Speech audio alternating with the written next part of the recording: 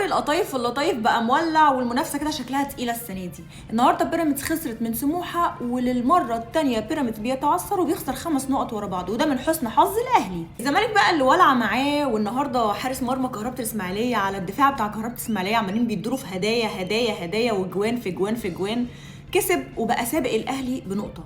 ودي في حد ذاتها بقى تخلينا يا جماعه، يعني انتوا يا لعيبه الاهلي يا جهاز فني بتاع الاهلي فوقوا بقى.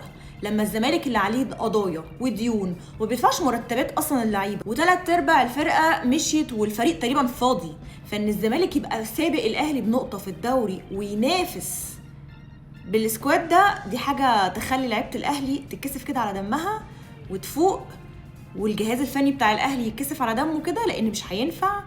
مفيش مجال خلاص. انت عندك هديه اهو من بيراميدز، والزمالك سابقك بنقطه، بس بيراميدز والزمالك لسه هيلعبوا في الدور الاولاني، فحد فيهم هيقع، فانت عندك الفرصه ان انت ترجع. الموضوع يا جدعان بدا يدخل في الجد ومفيش هزار، خلاص المنافسه بدات تزيد، ودوري القطايف واللطايف زي ما قلنا بقى ايه، والع.